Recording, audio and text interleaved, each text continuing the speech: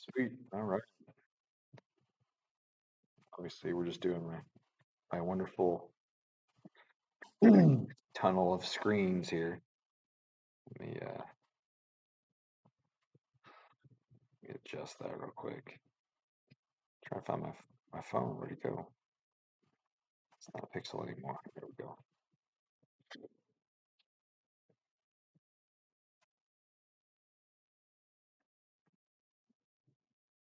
Our pixel decided to blow itself up. It picked it up one day, and the corner of the screen caught my finger. And I was like, what is going on? Why is the corner of my screen catching? Or as the screen catch my finger, and I looked at it sideways and realized the whole thing had just blew up. All right, here we go. So I got two cameras today. Perfect. All right, let's put that on the screen. Ooh, that's big. Wait, go. I paid for Pro already. Oh, whatever.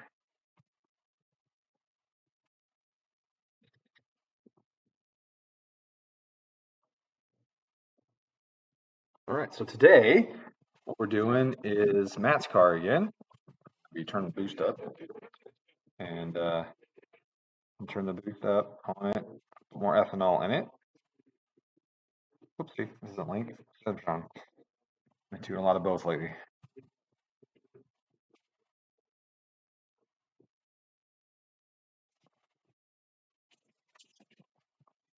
It's cold in here. Oh, I think it's colder here in the dinosaur right now than it is outside. Injectors is Ethernet cable. My laptop doesn't have one, so I have an adapter. But what's cool about it is because the Emtron requires a specific IP address to access. I just get one of these dongles for the Emtron and assign it an IP in Windows. So whenever I plug this in, it's always got the same IP. Otherwise, if you use the one that's on your laptop built into it, you got to change the IP, and then you go plug in your something at home. You got to change IP every time you go to use it. Go back to auto IP config for home, and then for Emtron, plug it back in. It's just pain in the ass. So even if I did have an Ethernet port on this laptop, I would still use these because I found it way more convenient. I have one of these for Emtron. I have one of these for boot mode for the BMWs because they do the same thing. An Ethernet, basically an access point, right? So I have one for the boot mode. It actually says boot mode on it in Sharpie. I should have wrote Emtune on this one, or Emtron on this one. I didn't yet, but yeah, it's a good way to go. So if you're doing this, I recommend doing it. Oh, got a phone call. Alex speaking. Okay, that's a lot of people in the background. That's a spam call.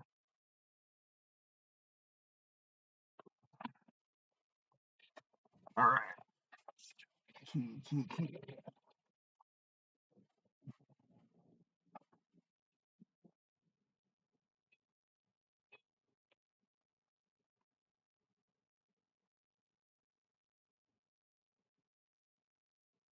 That is.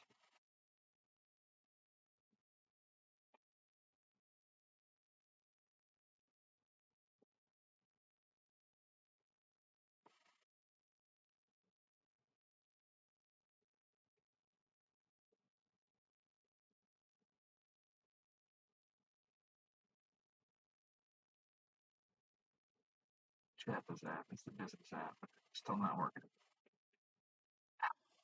Yes. Open ECU. I said open the doors, turn the fans on, and all that stuff. So I just want to get in right here real quick. Bring up the runtime menu. Then I'm going to start the car while I work on opening everything up and let it warm up. We'll see how it starts on this ethanol right now. It says 44, and that's because this thing basically ran out of fuel because we pumped it all down. And let's see here. What's that noise? That's someone's car. That is fucking loud. That is a loud exhaust. Holy shit. Paying for a harness right now at a boom slang. They sent me an invoice for a Legacy GT that's getting. That was fast. That was awesome that he got it done so fast. Nice.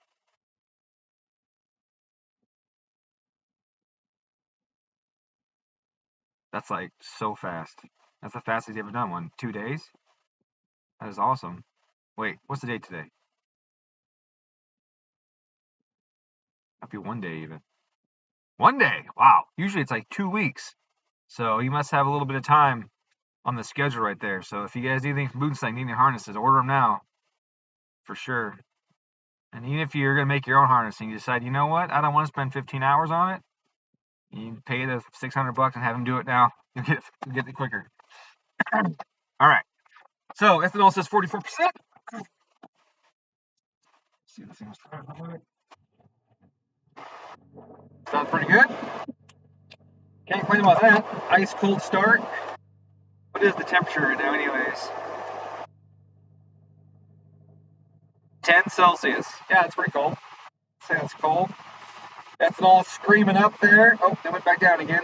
See what it levels out at. We're hoping for something higher. Because supposedly we put 98 in it.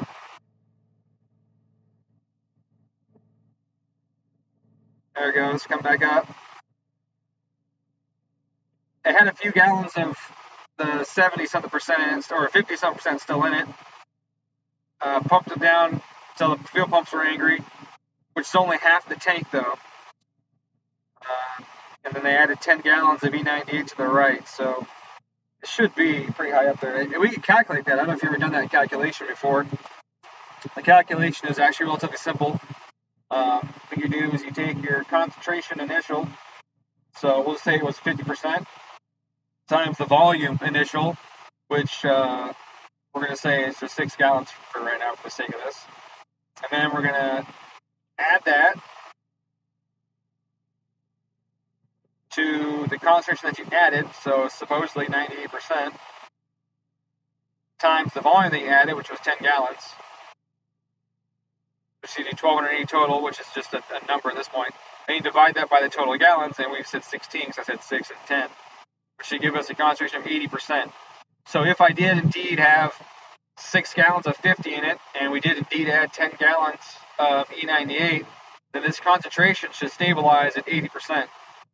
And 80% is a lot better than 50, and that 80% should support running the 40 pounds of boost I'm going to shoot on this thing today. Now, you might go, what? Yeah, I know. So it's a 2.3, it's not a 2.5. So for the same volume of air ingested in the engine, I got to add a little more boost to it. There's still a difference in displacement. So I got a little more boost on it, and this car's still on the stock intake manifold, which is proving to be a significant restriction in this case. And it's got the Tomei equal length headers, which are not a very large primary. So that's hurting us a little bit. And then we moved the single scroll turbine housing on it, so we're trying to get a smaller housing versus a big housing. And it seems to be working okay, but I have a feeling that if we want the higher power, we should have the bigger housing. Well, I mean, that's always the case, right? Anytime you do a turbine housing, you're always compromising one for the other. If I want a faster spool, I'm going to get less top-end horsepower. If I want more top-end horsepower, I'm going to get a slower spool. Like, that's just plain and simple the way it is. So when you have a turbo that's 900 horsepower rated, or if this thing's rated for, you got to run the bigger housing because you'll never get that 900 otherwise. But that means it's going to be laggier. So it's always a compromise between. The heater's already blown more. That's crazy. It's always a compromise between power and spool. Really what it boils down to. So there's no way of getting around that. And obviously we're trying to do what we can to get around it. So we're at 83% right now. Okay. So my guesses weren't too bad. Around 6 gallons was a little high apparently. We'll see. It'll probably oscillate a little bit as what's in there mixes in and gets more thoroughly mixed in with what we put in it. We'll see where the final content stabilizes at, but you probably can't even see that right there, can you? Let's say. Oh yeah, you can. Okay, good. Yeah, you can see it. In the corner here, 83% is what it says right now. Almost 84%. Alright, I'm gonna open the doors and windows before I dive. Carbon dioxide!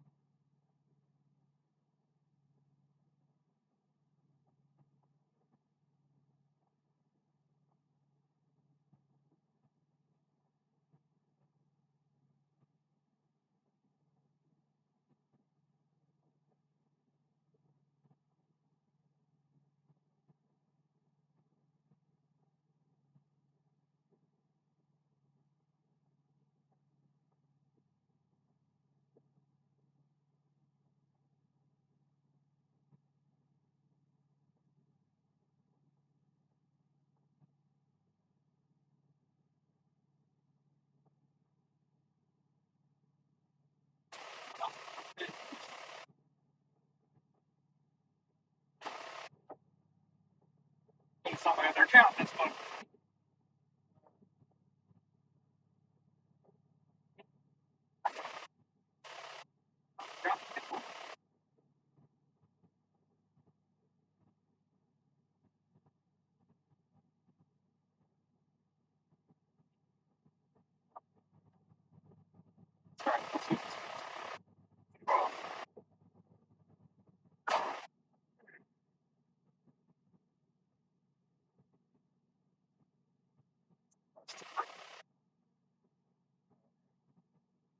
Well, I'm not gonna use this for right now anyways.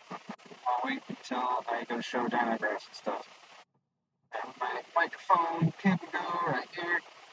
Let's plug this bitch in.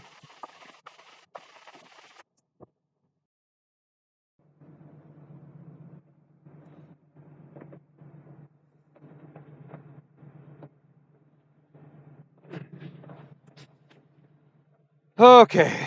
Oh, that was probably a little loud. Sorry. All right. So I need to go to Mtune 86. Ooh, it's even higher. Let's roll this thing out.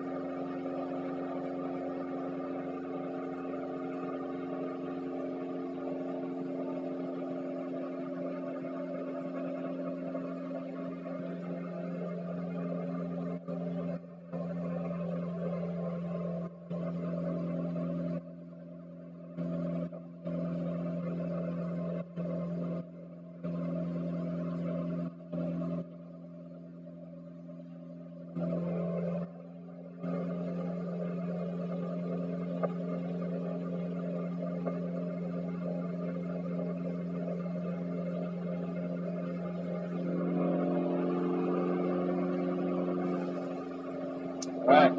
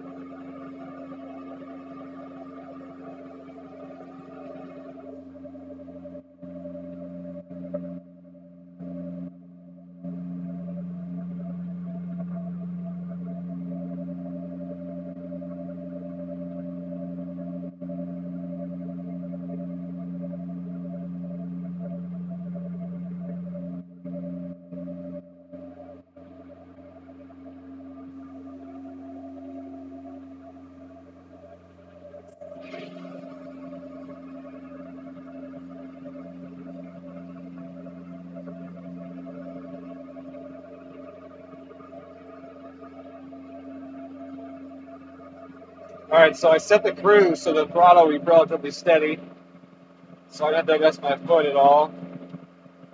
Then after I set the cruise, then I adjusted the pedal. The reason I did the throttle area table is because we can look at this and see, one, that we have a positive trim. And with the positive trim, we can also see that the throttle position is giving us less calculated fuel, and the map is giving us more calculated fuel. So ideally, I would raise this until they were, about the same. And so currently we're running right here. The purple's the average. That's what the engine's running off of right now. This is what's calculated based on speed density on that fuel model. This was calculated based on the throttle model. Now here we see we got a lot of noise from the map sensor, which is expected. We can add a little more filter to the map sensor to try and reduce this noise and reduce the calculational spread there. But that's one thing that's cool about the throttle, right? The throttle doesn't have that much noise to it. And so we have a much flatter, reliable signal than the map as far as just cleanliness is concerned. Now, I don't recall what we have our map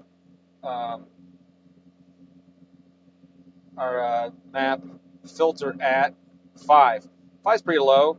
I've run them a lot higher than that before. I think Damon's car is one of the highest ones I've ever had to run on his car because it was just so much noise. But his was also right behind his radiator, his alternator, and everything. Once that spike goes away, then we'll get to see that image zoomed in again, and we'll see, wow, that's hot. Woo-wee. Heater was on from last time. It's a little less, it's a little cleaner, and you don't want to go too big on a map filter, right? A map filter damps the signal, and if I damp a signal too much when I tip in, then I will not see that event happen fast enough. But you can see already that's a cleaner signal than I have already. The biggest way of telling too is the way the purple is more steady than it was, and how much different it is from the throttle. So that's even more steady.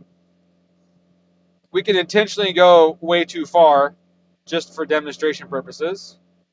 Let's just make this 100. I think it'll go to 100. I forget if 20 is the max or 100 is the max. Okay, felt the car hesitate there.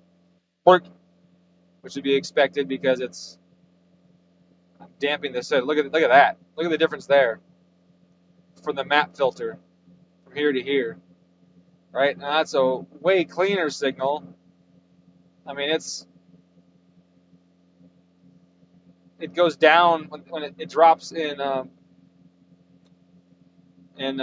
scale here because it's not covered. Now it's basically the same amount of filtering or the same dirty signal as the throttle at this point.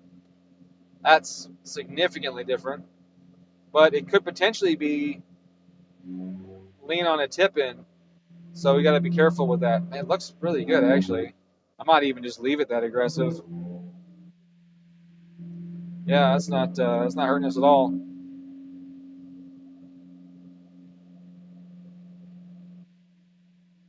Is that working? That is. There we go. Oh, hey guys, sorry, but I didn't have the chat open. Sorry, I had the chat open. Okay, so now I got the chat open. Let me see what we got here. Yo, Brando, welcome to the channel. Let's see, crispy video quality is very nice, so that's good. I'm glad. I'm sure that's from the phone you're talking about, probably. Yeah, no problem on the brakes, dude. Yeah, the rotors tell a lot of the story too, right? Not just the pads. The color of the rotors, the finish of the rotors. Like a brand new turned rotor, for example, is really bright silver color, right? Fresh metal. And then as the brakes bed in, you get different colors. You'll get like a darker haze on it, maybe a black, and inside the grooves, like the cross hatching, you'll see different colors. So like that tells you how the brake material is transferring between the two of them, because that's what you ultimately want to happen. The material's got to transfer into the rotor a little bit, and then you get better stopping. Also, the pad wears flat with the rotor, and you want it to be flat with the rotor so you have ultimate surface area contact. So the rotors do tell a lot of the story. You can just look at the pad and go, yeah, it's broken. There's not a whole lot there. Let's see, my 13 is in the shop being built. Radiator had oil in it. Out front, long rod, 255. Radiator had oil in it. So you had oil into the coolant. That's usually broken stuff. That's usually broken stuff. Or bad AOS. You got a heated AOS. You got like a Crawford on it that was leaking, like the early one. Um, Looks like we're getting a little warm, which is weird. We shouldn't be getting warm. It's cooling temp. Oh no, 91C. That's fine. Weird. This temperature gauge looks a little higher than that to me.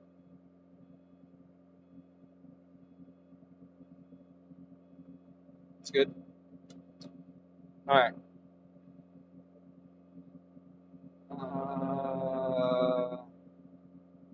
Okay. Sorry about the chat real quick. What was I saying?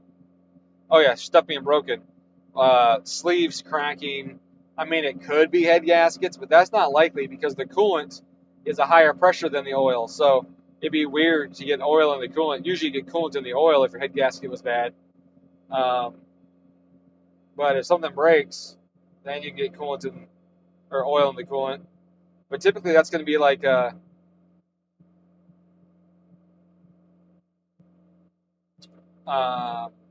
turbo, potentially a block cracking. And that's just not, it's not usually, doesn't usually go that direction.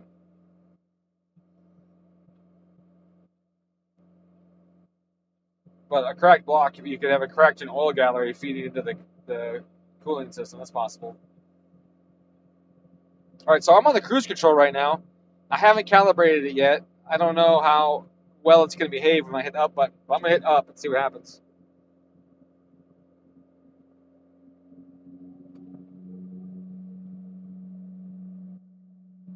It went up very, very small. So let me bring up the status menu for you guys here. We'll bring the cruise control up. This tells us the cruise speed, our calculated engine torque, and then when I hit a button to accelerate, is also the resume. See how slow the speed target goes up though? Half a kilometer. Oh, it speeds up as you hold it. Still, that's slow. Like, that's a slow change in speed. I don't know if the step is adjustable. Let's see if the step is adjustable. I don't recall if it's adjustable. I don't think it is. I remember thinking that the cruise control was slow on these. I mean, at least it works. Let's start with that. There are not a whole lot of aftermarket systems that the cruise control actually works. Okay, this is the ramp time. So 2 seconds. That's how fast it tries to hit your new target speed. So if you do a small change, 2 seconds, well, that makes sense. I wouldn't want that to be too fast. But at the same time, I feel like I want the step to be larger. If I had a larger step and then a longer time, that might be better. Yeah, there isn't one. There's just, this is how aggressive it is with the throttle to try and get there. Um, and that's the torque clamp, which we didn't come close to that.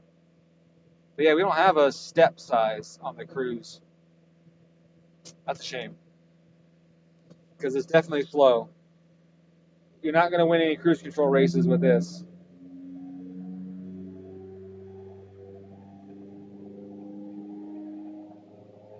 That is a long time because that's kilometers an hour, right? So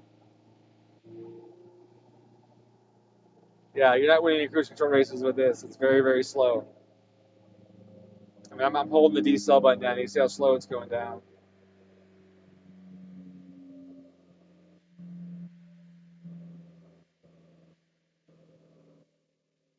That is not the Cruise of my BMW. You hit up on the BMW, and it's like it'll get in the boost. I actually dig the Cruise in the BMW too because it'll apply the brakes. When you hit, if you go just hold down, decelerate, it'll apply brakes. You can slow that car on an off ramp from 80 to 25 and not rear end somebody. Like, it's pretty cool how well it works. Um, this will not do that at all. Actually, that's pretty slow. I wonder if they'll address that in this next update. I should email them and ask if they're going to adjust the Cruise step because that is just really, really slow. Now, in that regard, I mean, your foot's the biggest step you can have, and then just hit. So the Cruise now, and I hit set. Does it work? No, it doesn't. It doesn't go to the new speed target. You got to hit cancel first, and then set it like that. So it's not quite OEM operation either. Turn off the Cruise.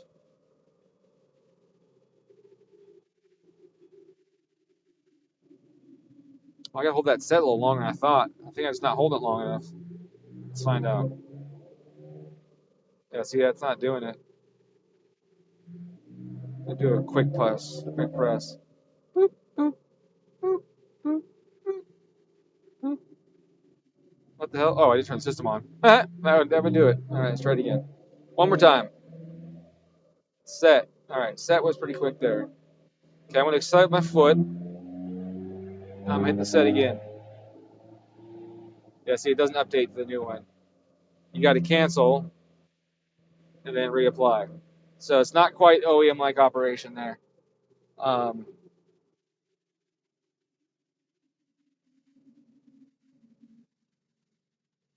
but it's still functional cruise control.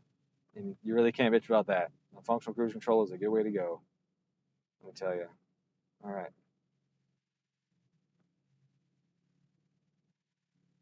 Look at that variation right there. That's a big difference. I guess just graphically it's a big difference. Just 5 to 5.6, 5.4, 5.3. That's not bad at all. Okay. Now, which one's more accurate? Let's check our trim. The average is coming out pretty good. It's adding a smidgen. The throttle is the one that's inaccurate by a little bit. And that's just a little bit. Something like that, you might not want to adjust. You might not want to adjust your throttle. You might want to do something on the TMF. This is throttle position delta. Yeah, I don't like that. And I don't like RPM either necessarily. It depends. You just got to figure out what's killing it, and how you want to adjust it. I'd almost want it to be the throttle position, but then again, if it's just a fixed based on throttle position, then it would be all the time.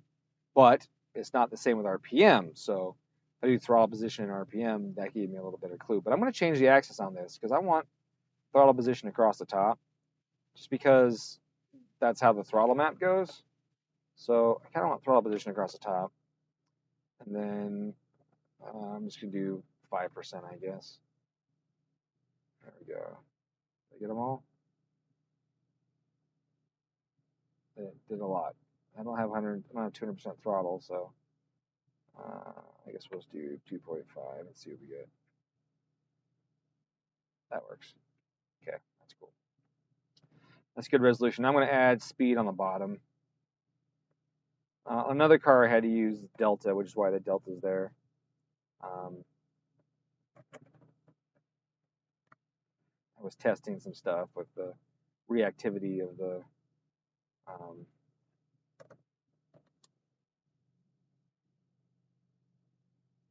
is this one? This one's 25 cells too, huh? Wow. Okay. So then I only want 18 cells. That's all we need. Oopsie. 18 cells generate. Okay. Okay. Sure. Interpolate 0 across the board. I don't care. Did I hit 18? Well, never go there, but okay. So if I find that I have the TMF is lower everywhere, then there's no point in using this table, right? If it's lower everywhere at all RPM and everything, then I just need to keep adding to the TMF on the throttle table or adjusting the TMF in its settings. But if I have spots where it goes above and below in a certain region, then I'll definitely be using this table. But I just want to change the way this is set up. All right, let's see here. All right, so I think I've run it for a long enough time. I've got everything hot. Matt Martin laughed at something. I don't know what it is I said that was funny. I remember having cruise control races in high school. Oh, yeah. We did a cruise control race a long time ago. My buddy Pat Hanna, we were in the Navy together, and a couple of us in the New England version of the Subaru Club, of Naziok, over in upstate New York. We were on, I think, what is it, 87 that goes north right there? I forget what interstate it is. And we did cruise control races, and the RS did really good in that. I think it's had the cable throttle, and then some other guys had the drive-by-wire stuff and all that. And I'm just like, it was a good time. But the BMW would definitely win the cruise control race for sure. That thing rips quick. So, all right. This thing is running really, really good. I gotta say, it is running really, really good.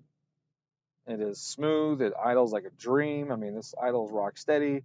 Never once while I was driving today was I concerned about if I pushed in the clutch, was it going to die or hesitate or anything. It is really, really smooth right now. That's one thing I love about the T-Map fuel strategy blended with the map strategy. It's just really awesome.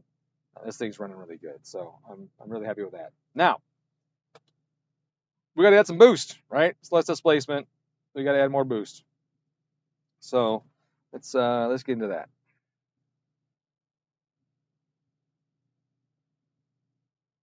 See, it's still less right here.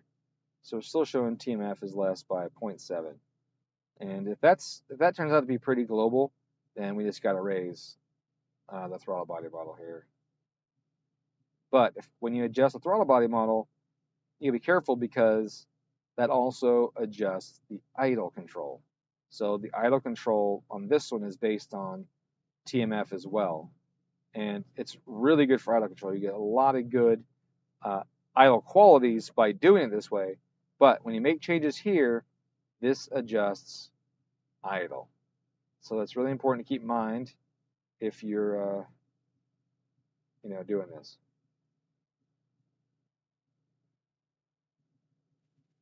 Okay, so I add a smidge to it right there. Go back to fuel again. And 3.7, still 3.7. That's very interesting. Even though I added to it, still 3.7. I didn't add a lot apparently. Oh, but this came down a couple, so changes in load. So it actually did go up a little bit, but not a lot. All right. Now there are other adjustments I can make. If we go to the TMF stuff, let me show you some more of this. That was the wrong one. That's a throttle mass flow. Okay, so we're looking at a ratio clamp. Okay, so minimum ratio clamp and a maximum ratio clamp. This is useful if you just can't, especially if your throttle hunts a little bit to control idle. It's good to put that clamp on it because otherwise a small change in the throttle are going to really affect the TMF calculation ratio. Now that number 3.5 might be high. Let's open up our status here and see where I'm at right now. That 3.5 might be too high. So we're going to do, I got to think what they're using it for. Just type in ratio. There we go, throttle pressure ratio. Where's that at? Right here. So we're 4.3, so we're not outside of that realm. So that's good. We haven't hit that clamp yet.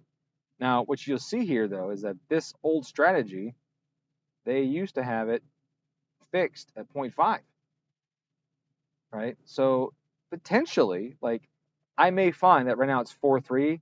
If I go 0.45, that might alter my minimum setting and give me the little boost that I need. Look at that. I went to 3.9 now from 3.7. Now, I can keep messing with that. The problem with that is that now, in other times where their pressure ratio is really high, I could be causing the engine to go rich in those spots. Instead of it seeing the bigger ratio across it and knowing that pressure on one side is going to be whatever it is, but knowing that bigger pressure ratio is less air is getting through it, it's going to clamp it at a ratio that is above what it is, which means it will run rich. So you gotta be careful with that, but that could be really handy, and that might be what's needed in this car is to be closer to that 0.5, just based on the fact that that's always a little on the low side. Now, again, at idle it's on the low side, and everywhere else so far has been the low side, which means I should raise the whole thing up still. But if I find that difference is really large, or the difference causes idle control issues because now I can't get to control idle right, because the blade position is moving around and it's seeing the different amount of available area combined with this pressure ratio, then this sometimes can really help. So let's just do 0.5, which is above the current ratio, right? We saw the ratio of 4.5. Okay, so now look at that. Now, bam, it's locked at 0.5 because we're now at a minimum clamp. Okay, so we're at a minimum clamp, and let's see, does it fix my fueling at all? It didn't. Interesting. But look at that. There's no noise at all. There's nothing from it anymore. Because we're below the threshold. Interesting. I haven't messed with this function too much with the clamp and all that on the Subarus. The highest it goes, let's see, 1.6. See if that changes it. Oh.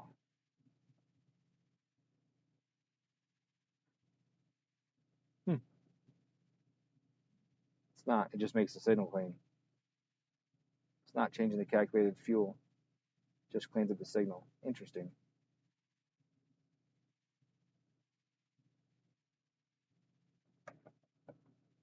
Clean the signal is what you need if you got a big cam, like I said. If your thing's moving too much, you just gotta clean the signal up. I really thought it was still gonna affect the fueling too. Just affects the signal. All right. So let me save that. It's been a while. Or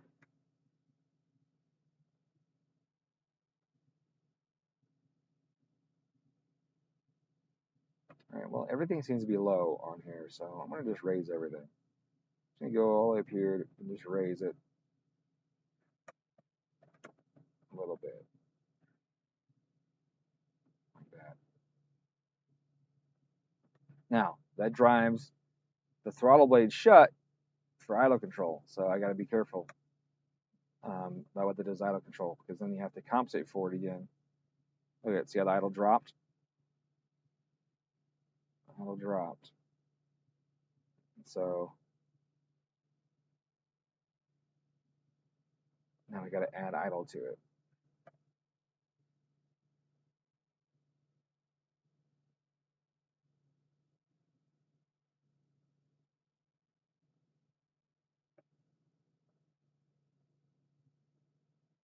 So it's 488 is the initial position, and that's grams per second.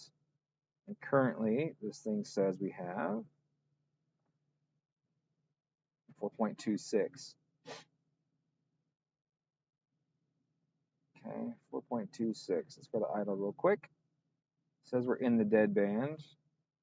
The integral was a negative half a gram, so it should work a little bit at getting the idle back up a little bit. Oh, and there it is. You see it slowly built back up some. So considering that the deadband actually, that the learn trim was actually pulling some, this actually is going to be beneficial because it actually shuts the blade some. So that's good. All right, so that change works out. And what do we got here? Look at that. 4.3 and 4.3. They're almost identical now. That change put the average and the throttle almost identical. That's good. Good news. However, check this out. Bloop, negative 4%. So with them being so close, that means I could take this map-based one and just pull a teeny little bit out of it. Now, we're heavily on VE map 2 more than VE map 1. Again, these are blended together too. So I'm going to see what this is. 55, 55. Table 1 is 53 and 55. So I'm going to lower both of them a tiny bit.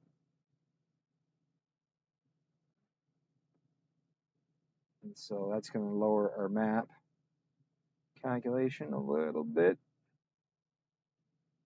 Oh, that was too far probably. There we go.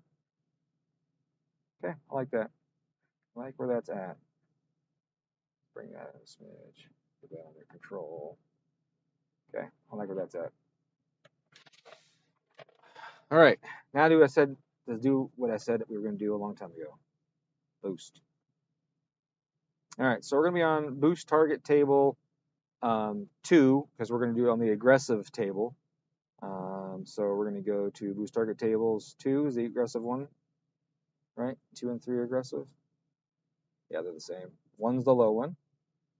So we're going to do 2, which is the aggressive one. Now, with our throttle demand, the highest I have accessed here is 298, and we're going to raise that up.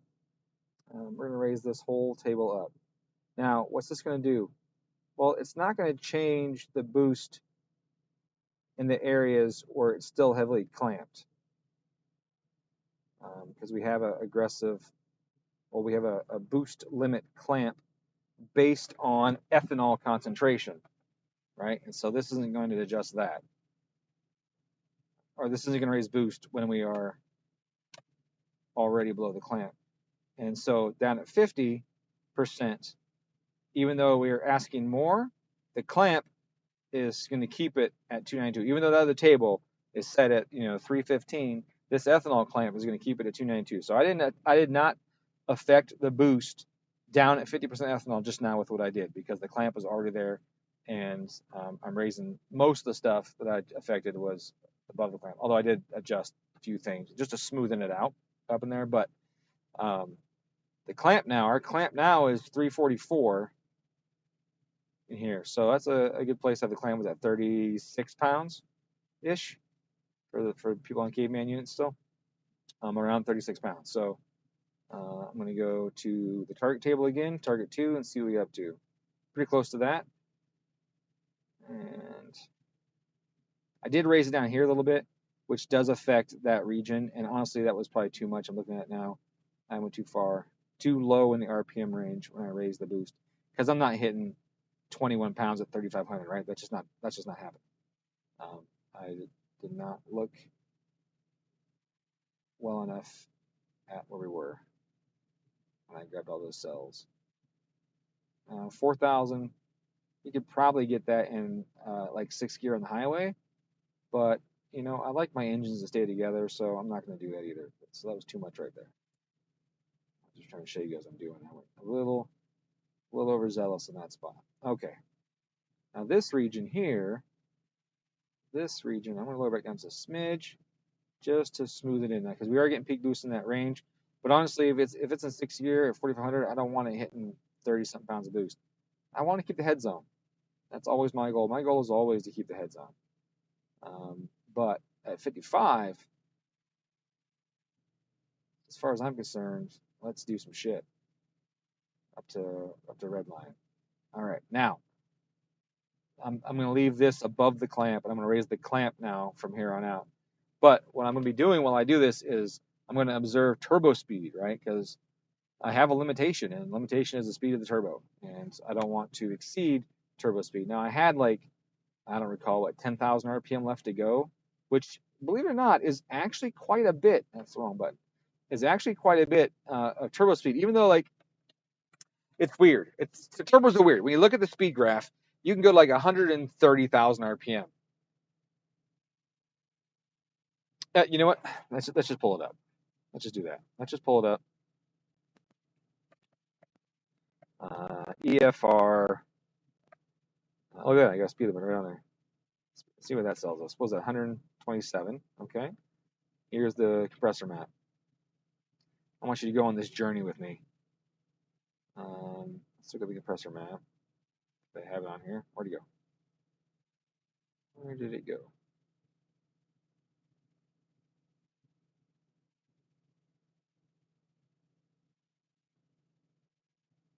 Well, that's annoying. Oh, it's Turbo Source. I don't like these guys anyways. Boost Lab.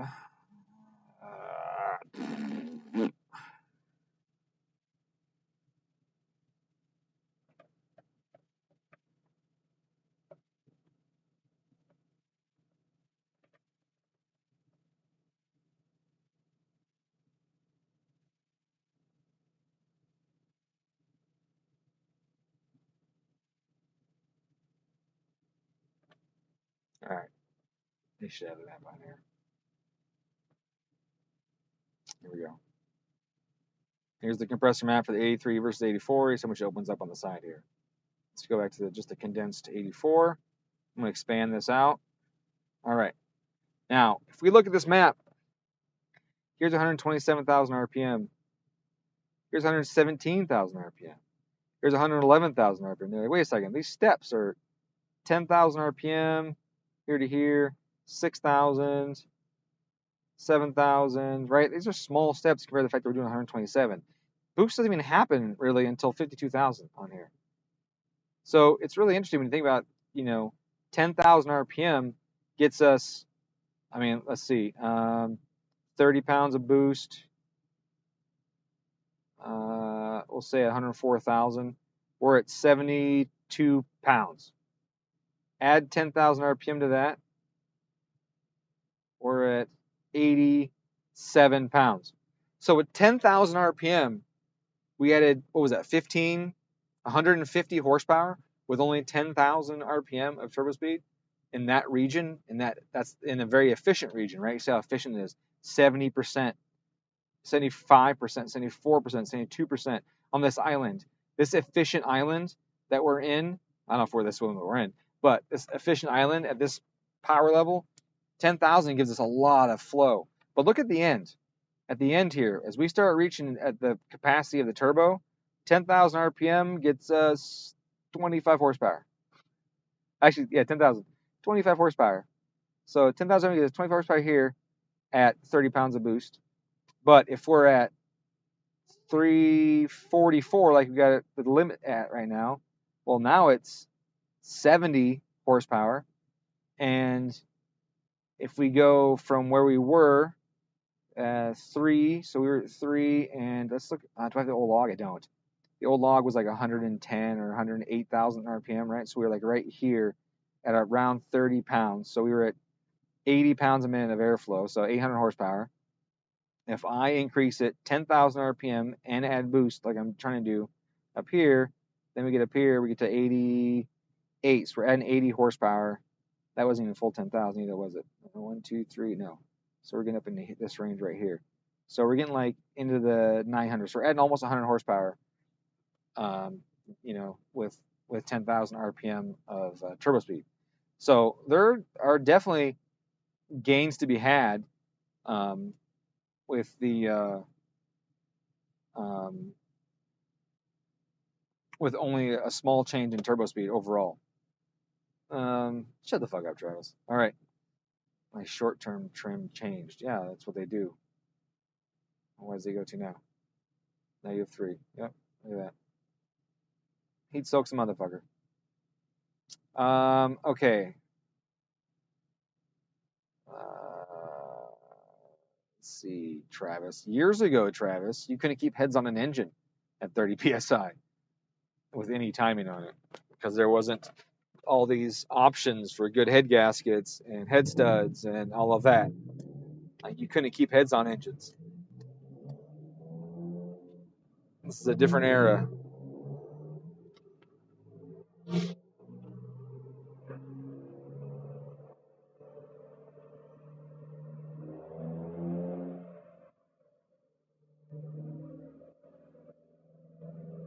All right, so I changed the target. I'm not in that boost map right now. I haven't rotated the throttle to sport sharp. I'm in the lower one still. I want to go to my boost control here. I want to look at my position table for my solenoid. I have it increasing as we get to that towards that boost target. You can see here. So looks like this should try to hit that boost target. Fine. Let's go to our engine protection. Make sure I don't exceed a map limit before I go and hit it. I will if I do that, right? See, now I got a map limit of 320. So that's definitely not going to work. And interestingly enough, we were getting higher than this at 50, and we weren't tripping the limit. That's really interesting. Must have just right on it, really close to it. Okay, well, my key's not working. There we go. It all glitched out for a second. What the flip?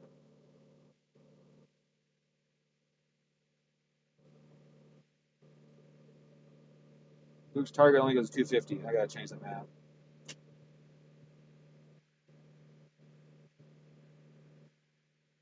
I'll plug the seatbelt in so you guys don't gotta hear that.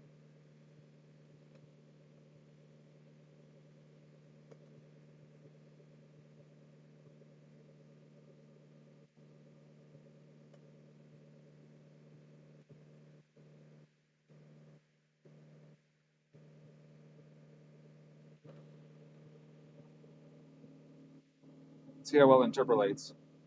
It didn't. All right, let me plug this in so you guys listen to that.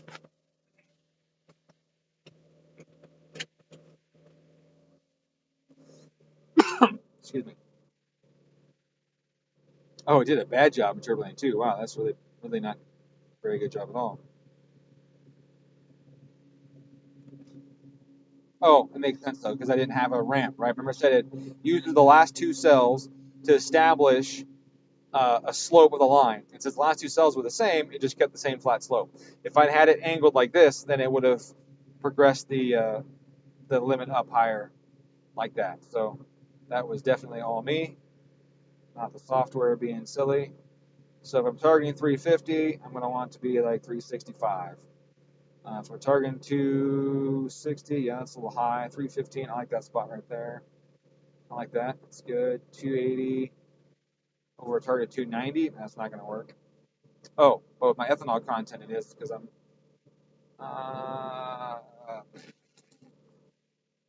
With my ethanol content, the target's not going to be 290. The target's going to be less. So we just set it based on the target. Just do this.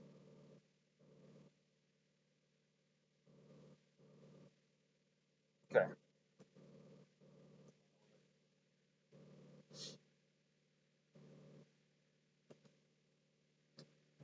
Okay. So that's good.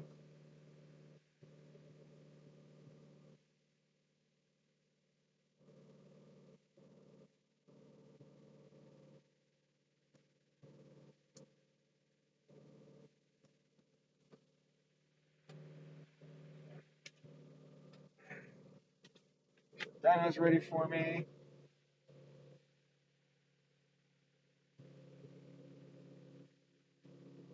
Okay.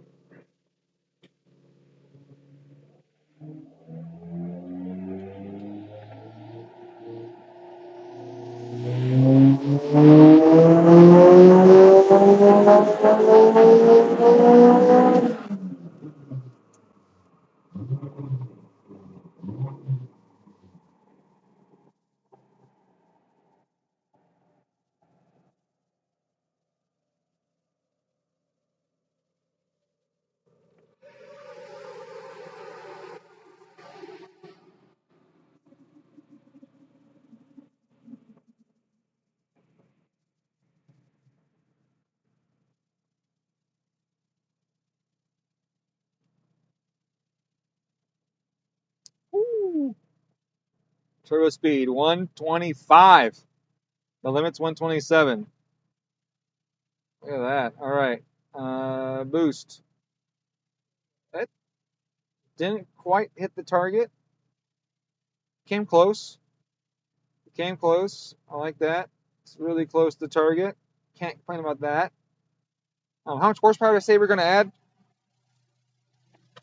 I said we're going to add about 100, right? Check this out. Almost. Almost added 100.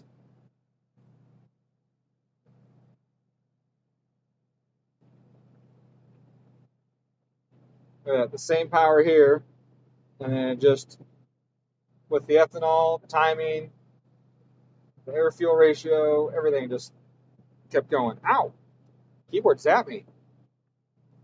All right, let's pick some runs here. Compare them.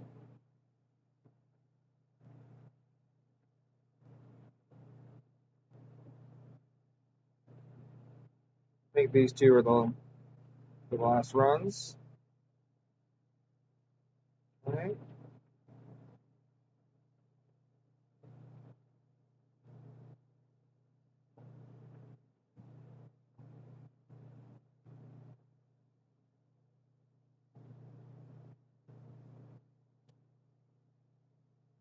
I didn't realize I let out that early. Apparently I did.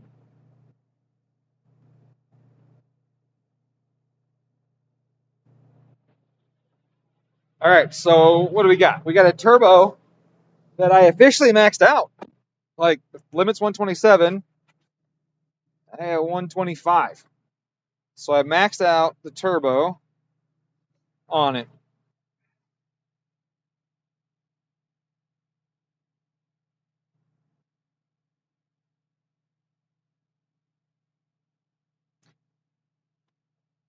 Oh, I like this. I really like this. So my wastegate is at 84%. I like that. And some people will be like, what? Why do you like a high duty? I like that. The reason I like that is that means that I have correctly estimated my spring pressure in the gate, and I have basically utilized all of the available resolution I had. Now, if it was 100%, it'd be all of it, but really over like 85 to 90, the valve doesn't do shit up to 100. Like the difference just isn't there.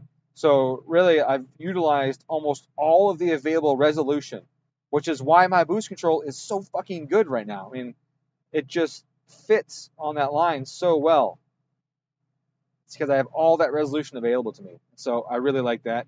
Now, you can see that my initial setting for that boost target was 78, and I needed 83, 78, and 84. So in my boost target map, what I can do is I can adjust this. Because if it took that much to make this boost level when it's cold outside, it'll take more than that to do it when it's hot, which means I might not be able to hit it when it's hot outside. But at the same time, with our turbo speed at 125, I don't think I want to go a lot higher than that, you know, when it's hot outside. Try a lot harder than that. The turbo's got to turn faster to get the same boost in when it's hot outside because there's less air mass, and the air is, I don't want to say it this way, but it's technically more compressible. That makes sense to you? I don't know if that's really the right way of saying it, but okay, let's make a few changes to this based on that. I'm actually surprised that this dyno hit 650 on the stock intake manifold. That's actually really surprising. But you can see it's nosing over. I mean, at 7,000, it's not going up anymore, and that doesn't surprise me. That doesn't surprise me with the stock intake manifold on here and the size of these headers. Okay, initial position table. Yeah, see, I got it set at 75, which is fine because I'm gonna make this now say 85 at the high RPM, and then I'm just gonna just linearize it there. It's not a big fucking deal because this system is so good with the PID controls set the way they are. It's going to do a great job. I'm actually going to raise this spot here, though. I want this a little more. It was, that's a little too far. It was, I didn't realize I was doing 5 each press. Wow, okay. It came in a little soft up there, but again, I like keeping heads on engines, so I don't mind it being a little soft in this area as it's applying all that, as the boost is coming in really hard and applying all that torque. So I like that. Let's look at the log again. Let's look at our, sorry, hold on a second.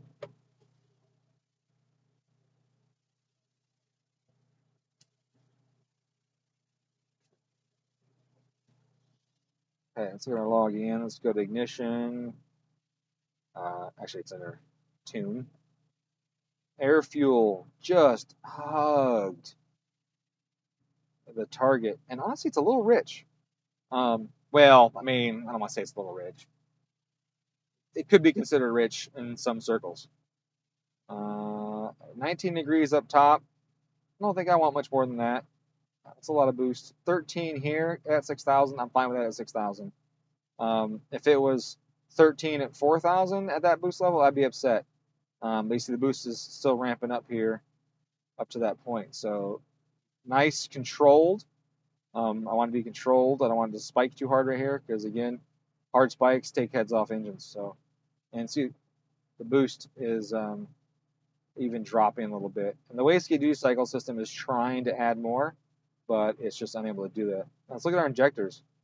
80% primary and secondary, because I think I probably have the table set at half. It's usually what I do on the top end here. Where'd it go? There we go. Yeah, so I got a half. Makes sense. So they're both at 80% at that point, which is pretty telling. I mean, we got 2 sets of ID 1050s at 80% duty cycle. Let's move with some fuel. Let's move a lot of fuel.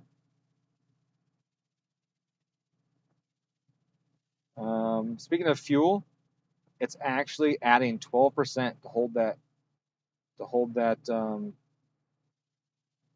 that AFR target. So I need to add a lot to the VE table up there. And so let's go to air mass, see how much of it's throttle, how much of it is map. It's almost all throttle. Look at that.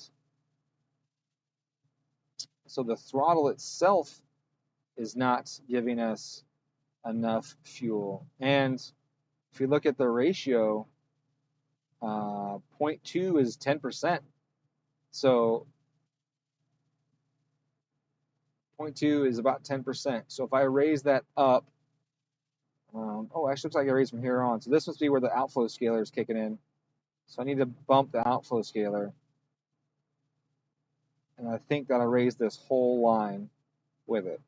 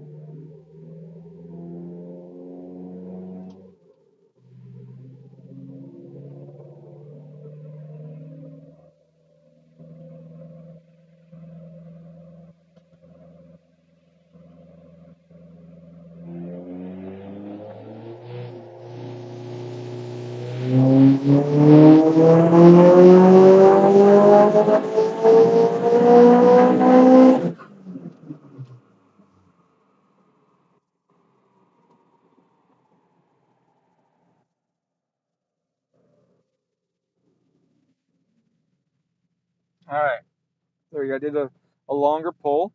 Look at that. That slight change in outflow scaler nailed it. Look at that. Just laid it on. Okay, so that's good. I like that. This here is the crossover point on the outflow scaler to the max ratio and all of that. So I don't know if I can tune that little dip out or not. I'll have to figure that out. But look at that. Look at that change right there. Boom, right on top of it. I like that. Let's go to engine health. How much fuel is being added at that point? Target 0.7. Sorry, it was on tune, not health. Tune. Interesting. It's still adding 13%. That doesn't make sense. Oh, you know what? I bet it does make sense. Let me tell you why I think it makes sense. Because I don't think I'm using the TMAF in that portion. That's the wrong one. I want this one. Yeah, I'm not using it. So it's all map right there. So all I did was just raise the TMAF up to be closer to the map. So if we go back to the log and we look at air mass, we can see that the air mass final equals the map and is not affected by the TMAF. So actually, I do have to add to the PE table after all. All right, let's do that. Tuning fuel VE table 2. And manifold pressure. Here we hit the O key. Okay, all right. So it's falling off the top, which actually is the way that engines work. But I just have a little too much falling off. Let's see, where's it start getting lean at? Look at the log again. So we'll see in engine health or engine tune. Wow, across the board. Okay. So right there.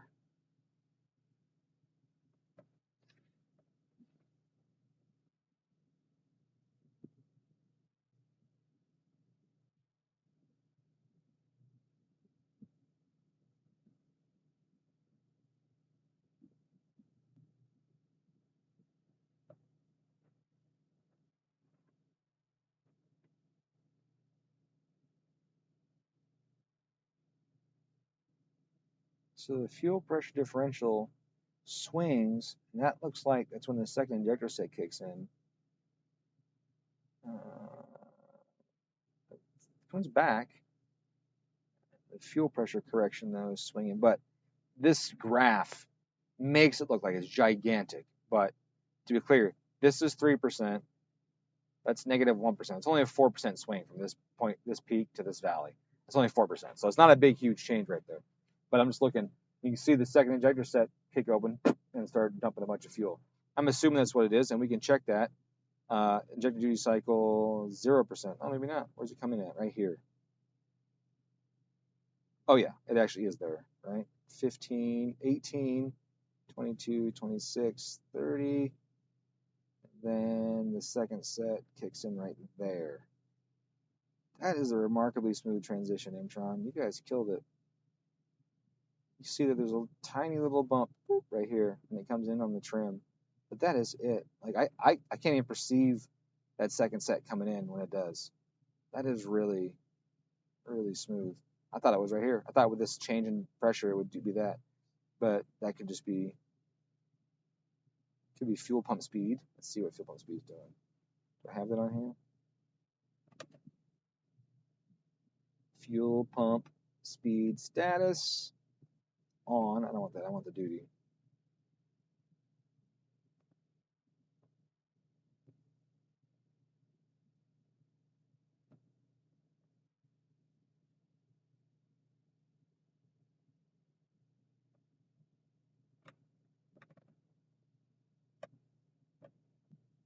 Come on.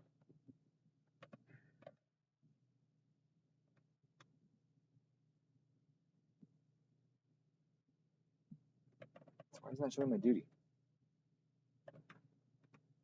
It's not showing my duty. My duty! Alright, well, it's not showing pump duty. Wow, I am really, really amazed at how smooth that transition is.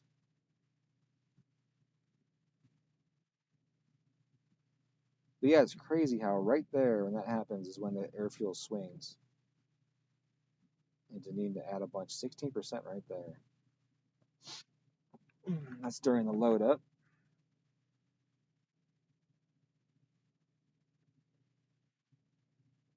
Cams start to get a little friskier right there. They really, cams really start to advance right there. Get a lot of overlap.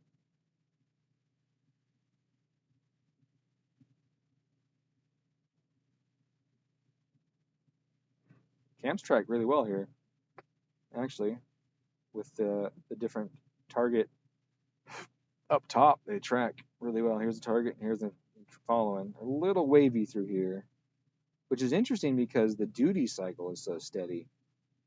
And the cams are a little wavy right there. But overall, that's really good tracking for a bigger cam exhaust. Exhaust AVCS is so problematic on these cars. It's just so problematic, but beginning to be able to track even this well is especially on the top end, is something. Because on the top end, typically they just drive themselves wherever they want to go, but it's actually tracking, so that's good news like that. Happy with that.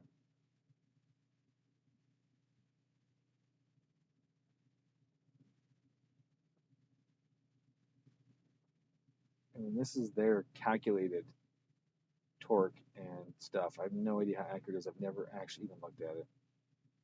Tractive force. Oh, that means I could see what the dyno says right here and see how close that is. Let's find out. Actually, that might be kind of fun. Let's see what the dyno is putting out for tractive force at 5,900 RPM. I have that option on here. I don't know if it's the same unit or not. We'll find out in a second. Tractive. I gotta open the door. Tractive effort. What did I say? 6,000 RPM.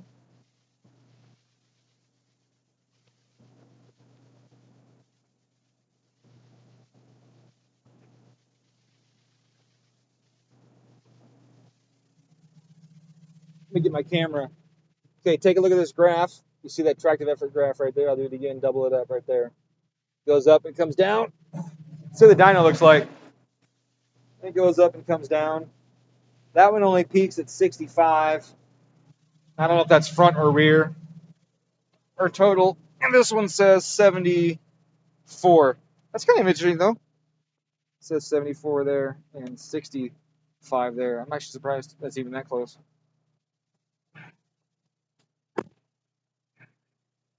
All right, this is in Newton meters, so I'm going to put the dyno in Newton meters. See what the torque is in Newton meters. If it gives me that option. Whoopsie, I hit the wrong button. Torque at the wheels. Unit. Newton meters.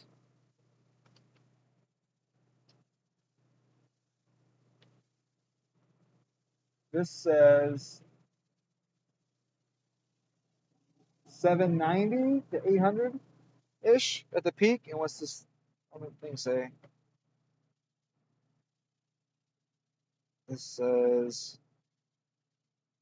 700. Interesting. I wonder what this is based off of. I mean, I think it's hard to determine what an engine's making for torque just off of airflow because engine geometry and everything is going to play such a big part in it. I think it's an interesting thing. But, you know, like a dyno, it's just a tool, so before and after is what really matter. But I was curious about that. Also, driver demand torque says 700. And driver demand torque is dropping with the same graph. That's weird. I don't think I have a driver demand on here. Oh, I mean, there is. I just don't think I have that enabled. If I do, let's figure it out. I didn't think I had that enabled. Got torque management, torque reduction, position demand.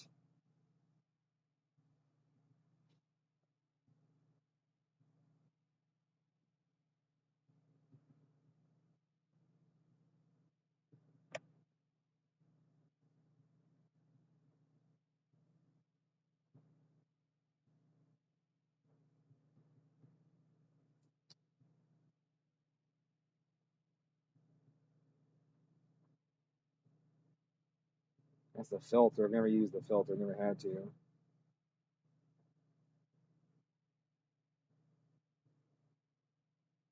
That's just that. It's not going to be the demand.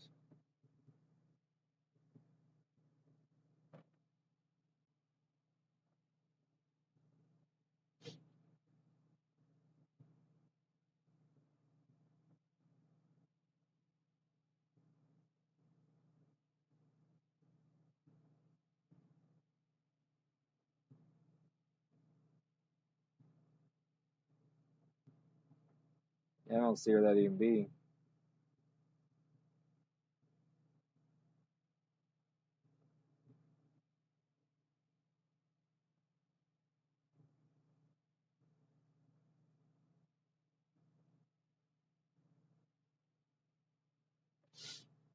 Yeah, I don't know what that one is.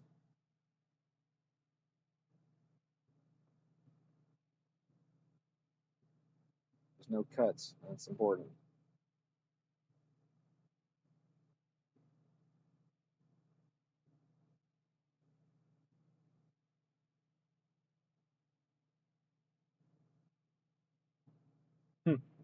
Anyways, thank you for taking that journey with me.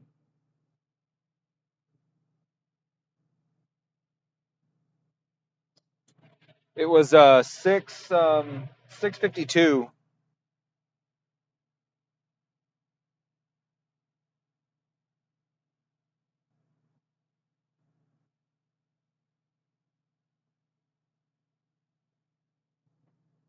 Set traction control, disability, blah, blah, blah, blah. Yeah, so you can. The only issue is with the U.S. car versus the ones that this was originally made for. Let me show you here. I'll show you what the issue is. Traction, enable switch.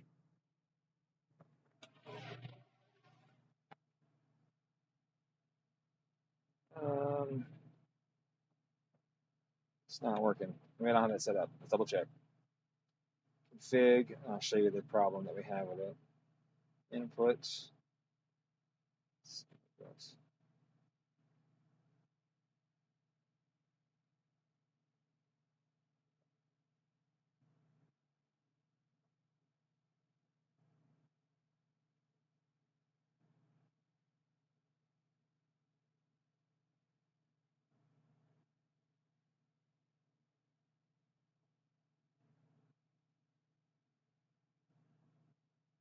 Right here. So let me show you the problem. I go here, and that's the OEM CAN, I believe. I have no options. If I set to CAN, I have no options. And what happens is that the button is not working. Well, that's not usually what happens. Am I hitting the right button? Yeah.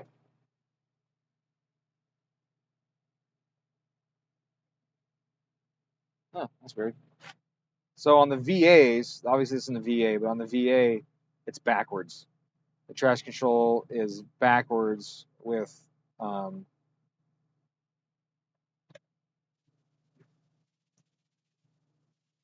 with the switch. So that's a problem with the VAs.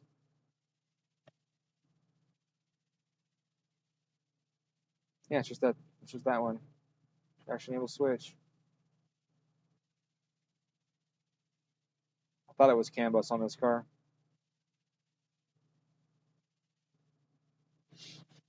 Enough little juice.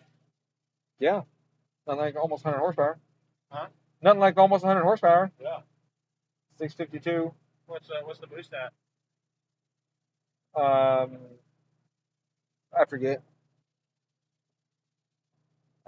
Let me look at it. I targeted 344. It hit 338. Is that KPA. So 35 pounds. pretty good. Yeah, but the turbo maxed out. Turbo speed is maxed. 2 minis. No, right on. Like it couldn't be any more, or it would be above. So if you go here, we look. Turbo speed 124.5. Is that all she wrote? It's 127 is the limit. And it's cold right now, and we go to hot, it's going to be higher for the same boost. So, yeah, I don't think I want to. What's the other one at?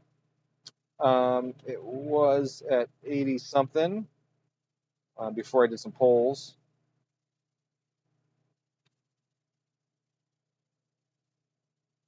86. 86. That's pretty good. Yeah, it worked out.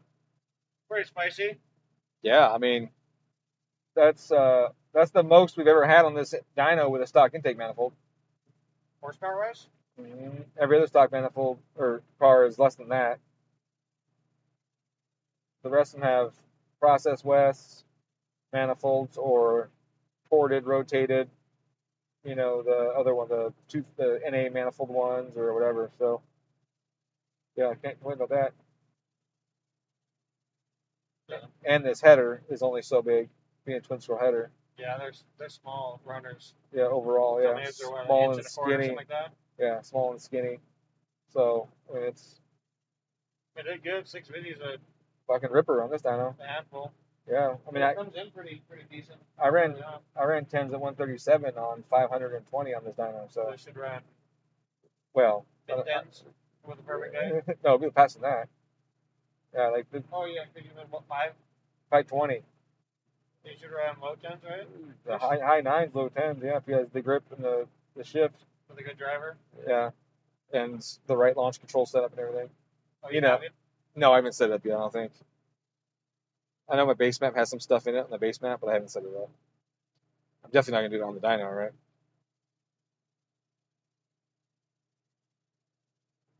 Let's see. That's the log. Ooh. Pretty spicy. Yeah, it's good. It's gonna rip. Yeah, so this is KPA, Travis. 7 KPA. That's what? 2 PSI or something? Negative 16 KPA, 20 KPA. That's 3 or 4 PSI at the most. I'm not upset about that. that's not an issue, right? And that's why the correction here only added 4% to the fuel.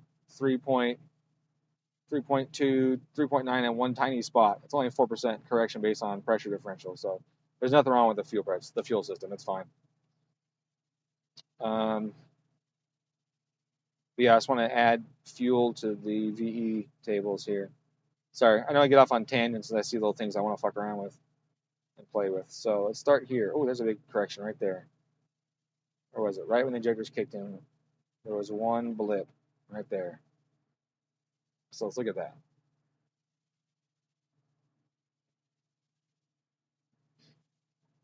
Well, it took a while. Okay, that spot I actually thought I was going to have issues with right there before because I was thinking it wasn't high enough. So I'm actually glad that that's not high enough. Because that spot should be higher. Like that. .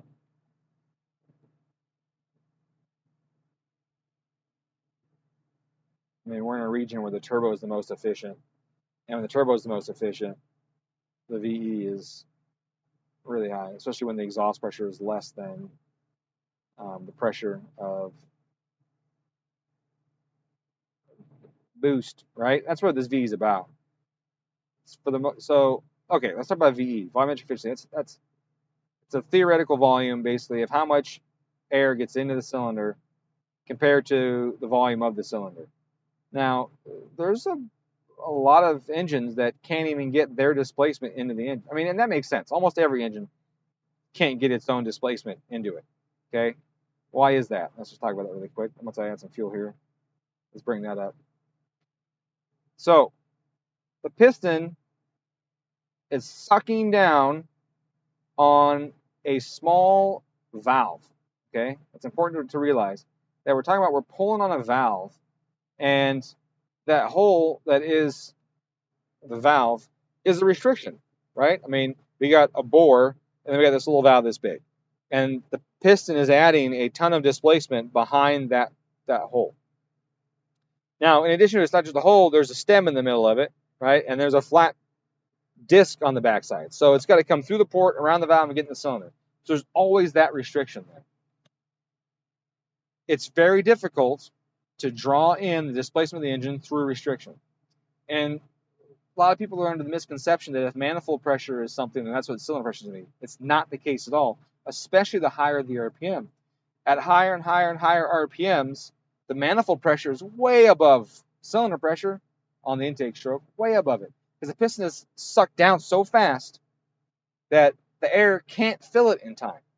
Okay, so if you think about that, if the air system is behind the piston at higher RPM, well, then you look at this VE curve and see it falling off. Oh, it makes sense, right? I have that valve restriction, and I'm trying to suck air into a piston that's just hauling ass through the cylinder. There's no way the air can get into the engine and fill it up all the way. Now, you go, well, that's why we have boost. You're right, that is why we have boost. But still, even with boost, it doesn't hit the same pressure that's in the manifold. That's important to think about. Now, what is this over 100%? Well, that means that we've pressurized the cylinder enough that when the valve shuts, there's more than 2.5 liters of air of what would be at atmospheric pressure. Okay, so we've packed more in there. So we've got more in the cylinder than we would have otherwise. Over here at 100%, this 100% is when we have 240 pounds or 240 kPa in the intake manifold, right? That means that NA, if we go down here, we look, we're in the 80s. Okay, so NA, we're in the 70s, 80s at the top end. That piston moves so fast, 20% worth can't even get into the cylinder. So we have to add boost to even bring that up to where we can get in the cylinder. And that's what we're looking at here. And then exhaust pressure starts going up. As exhaust pressure goes up, you retain more exhaust in the cylinder. Now there's less room for the fresh air charge to come in on top of that. And so in order for the fresh air charge to get in the cylinder, it's got to be even higher pressure than the exhaust pressure was when that valve shut. So now you've got a situation where you need even more boost to feed air into the cylinder. That's why at really high boost, the VE starts to drop off again because the exhaust pressure is climbing up, climbing up, climbing up.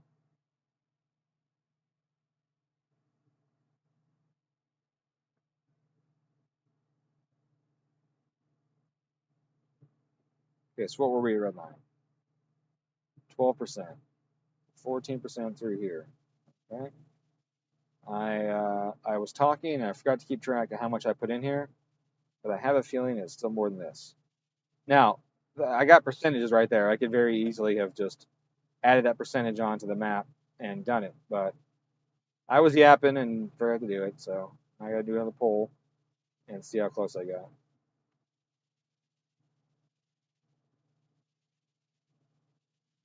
Let's move that section out. Okay. Now, like I said, I'm mostly on the secondary map. 86%, 83% on the secondary map. I'm a little bit on the primary map. Now, why is this? This is because ethanol affects volumetric efficiency. Okay, if you're an NA car, 40% ethanol is where you want to be. Unless your compression ratio is really, really high and you need the extra octane and cooling effect, then you're running more. But if you're NA, 40% is where you gain the most VE. I wish I had the paper link handy. I'd send you the paper so you guys could read about it and learn about it. but it's 40% is the magic spot. What the fudge? All right.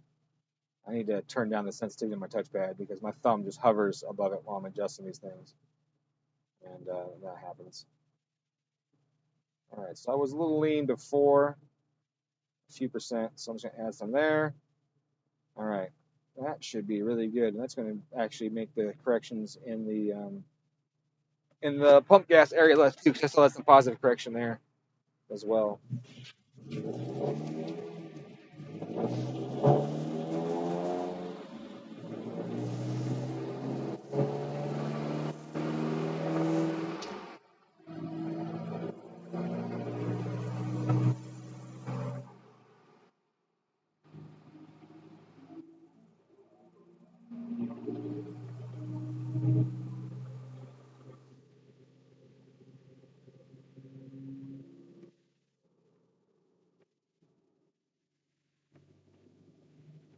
All right.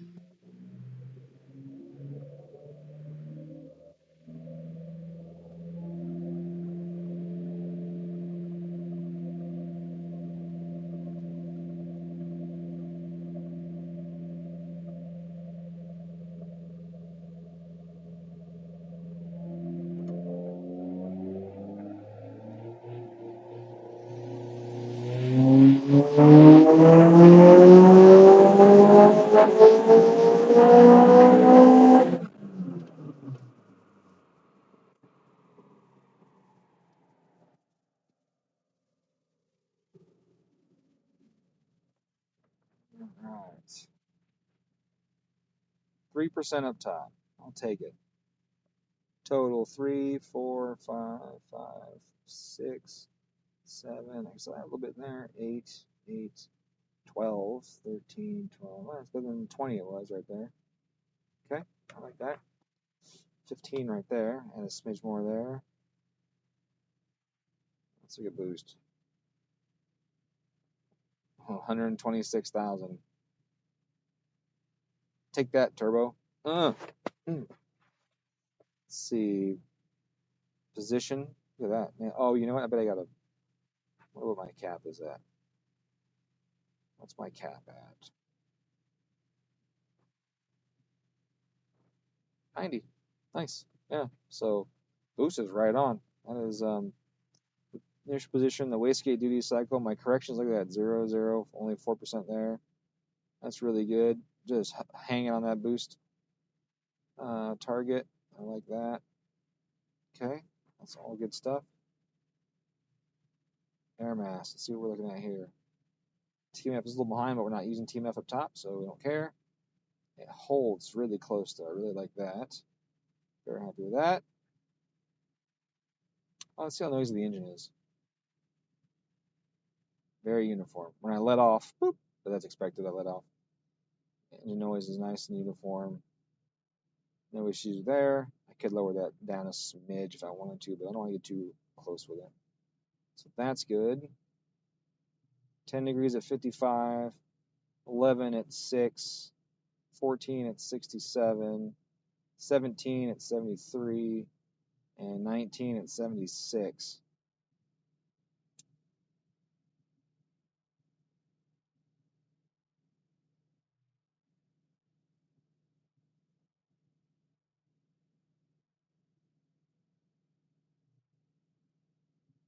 It's the best part of the tangents, yeah.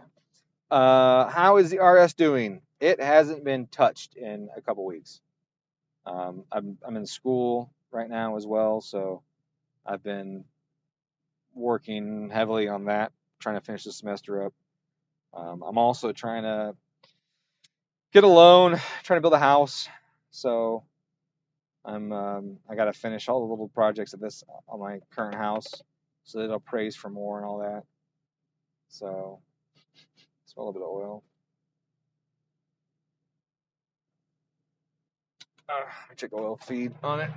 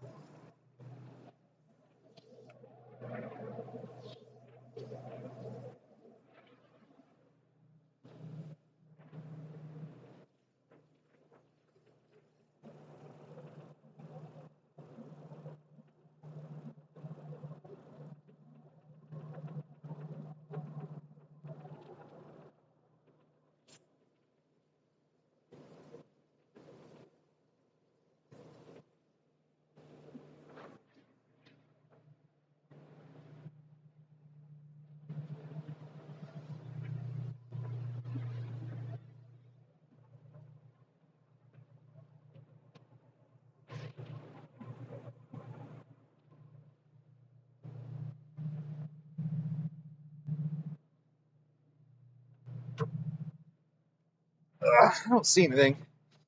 I just smell it, which means it's probably right by the firewall, which means it's usually turbo. I need a flashlight though, so see if I can get a flashlight. I wonder if my phone will work with the camera and a flashlight so you guys can see what I see. Let's try that. Ooh, look at that. All right.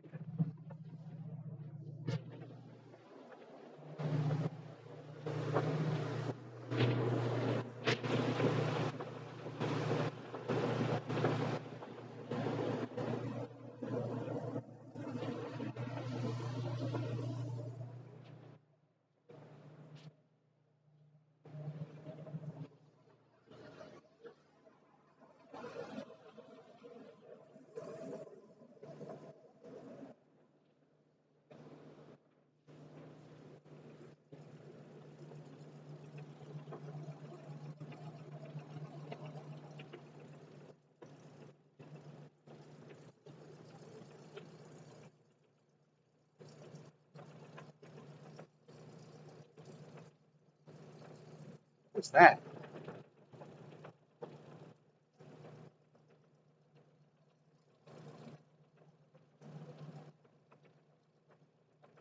I don't see anything. Oh wait, no, that's a shadow.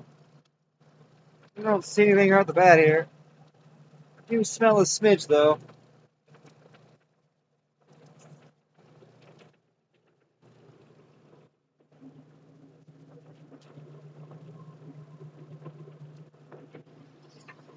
These turbos are so fucking big. There's no space in here for anything.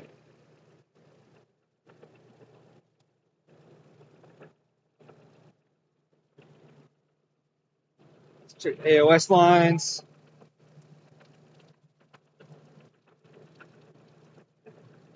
Got the whole crew.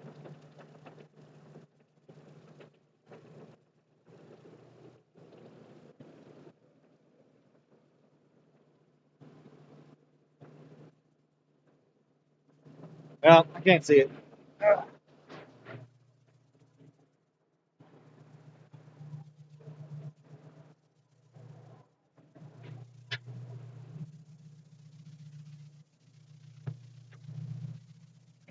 Oh fuck, this standard room is messy.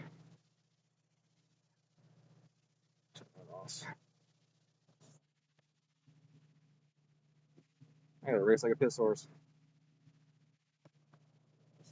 Somewhere around 6K. If it makes enough torque, then leave it. Does it need more around 6K? More what?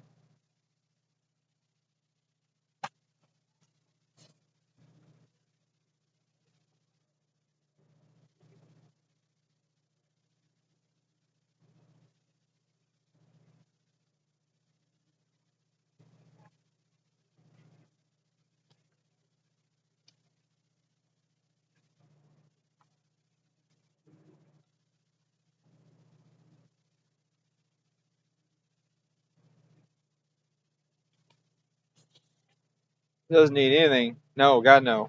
Shit, no. No, from 6K to 75, the power hardly goes up. So the last thing it needs is more time than 6. Maybe on the top end. Maybe. I mean, I am 35 pounds of boost. And it is set at, I mean, I do have 19 degrees on it at near red line.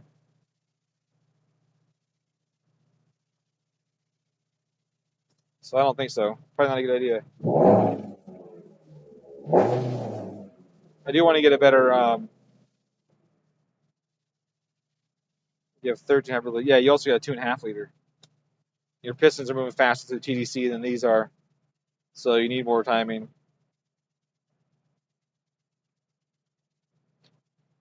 All right. Well, I think I'm done for now, at least with the stream. Some people showed up I got to talk to about a car I tuned. Make sure they like it. And everything I do now is just be small tweaks. You can see turbo speed is maxed out. You can see that I don't have any room there anymore. So the only way to make more power on this thing is to find more efficient ways of moving the air that's there.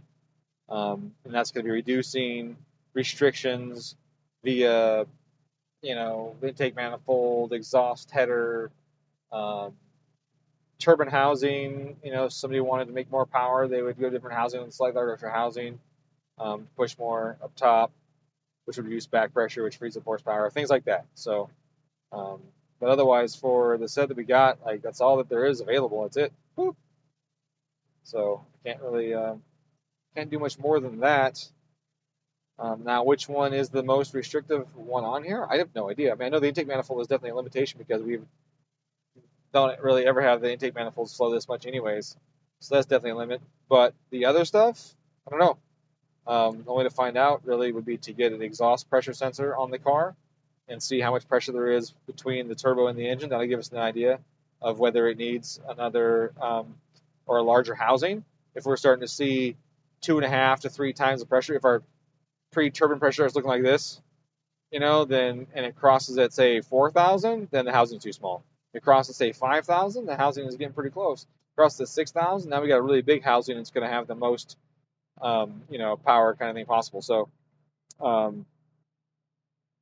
it's just a matter of the data, if we can find the data. Obviously, the turbo's spinning as fast as it can, so the compressor is not moving any more air than that. So the idea now is just to become more efficient with the air that we have and figure out what it takes, or figure out where the limitations are to get more out of it. So that is it. Now, obviously, this is an internet dyno.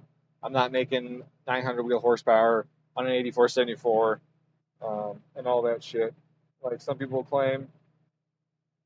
Just this dyno has never been an internet dyno. It's not good for that. So, yeah, that is it for now. Like I said, I got to go talk to some people and shit. Any last questions before I split?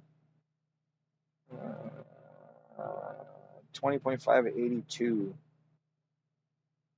38 psi. 2.3. Yep. Yeah, it's 2.3. All right. Anyways, guys, thank you very much. I appreciate you hanging out.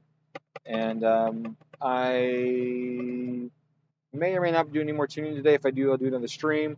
I have some link tuning to do on another car, but I also have a haircut at 3, so we will see what happens with all of that. So, anyways, guys, have a good one. Hang loose, as we used to say in the old country.